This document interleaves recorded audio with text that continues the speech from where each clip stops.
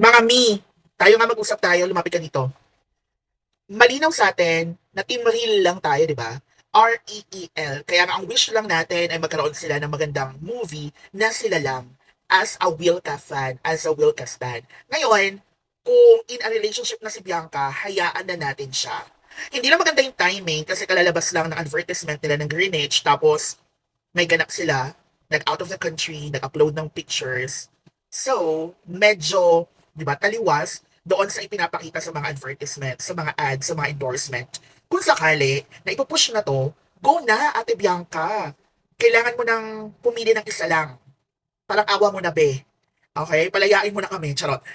Kung sakaling doon ka talaga sa real, REAL mo, tama na. Huwag na tayo gumawa ng mga FS, fan service, yung tipong papakiligin tayo tapos alam naman natin na lahat ay aral. Diba? So tama na. Focus na lang tayo dun sa team mo.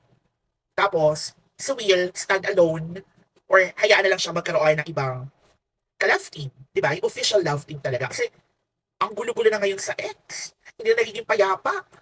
So, yun lang ang aking suggestion. Hindi naman hinihingi, pero ibinibigay ko. Go.